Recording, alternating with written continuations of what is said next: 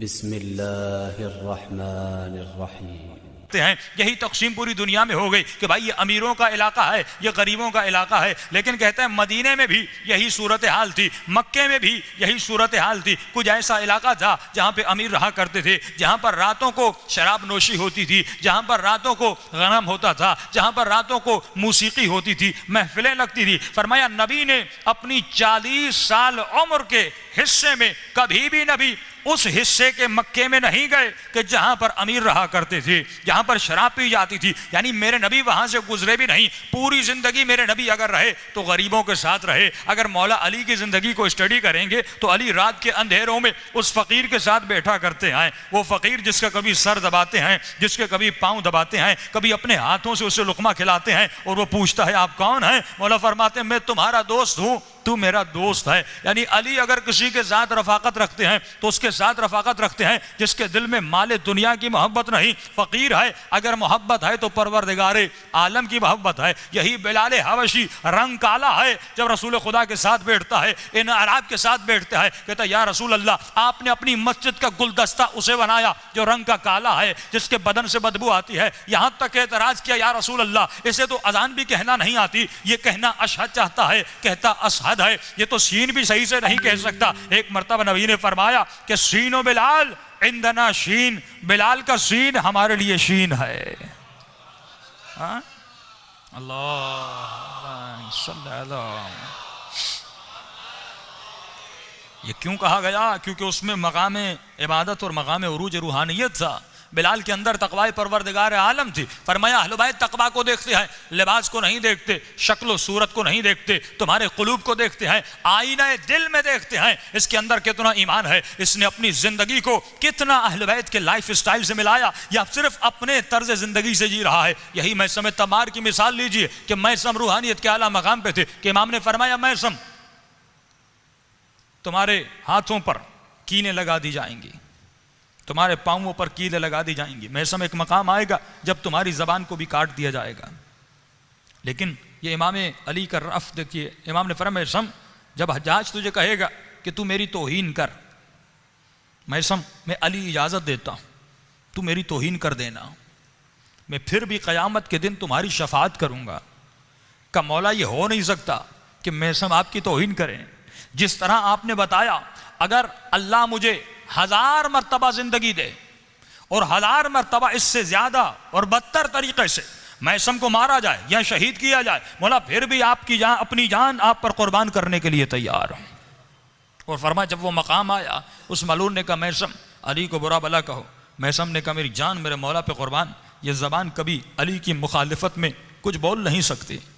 उस मलून ने कहा मीसम को दरख्त के साथ लटकाया जाए, मीसम की हाथ में कील लगाई जाए, पांवों में कीलें लगाई जाएं। फरमाया मीसम लटका रहा। एक मरतबा मीसम ने कहा तू मुझे सजा क्या देगा? इन तमाम सजाओं का मेरे आका ने मुझे पहले ही बता दिया था।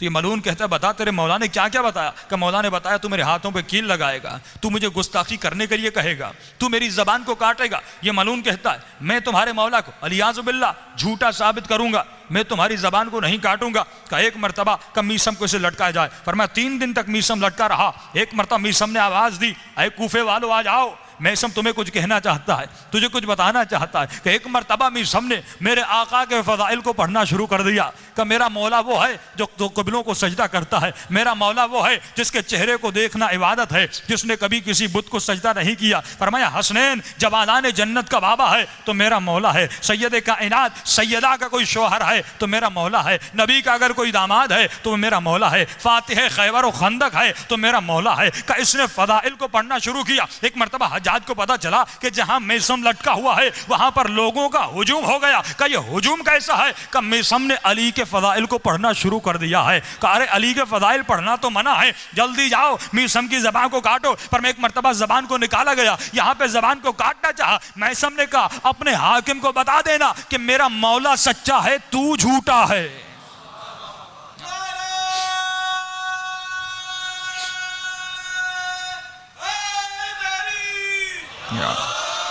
मेरे मौला ने सच बोला था कि मैसम तुम्हारी जबान काटी जाएगी, तूने झूठ बोला।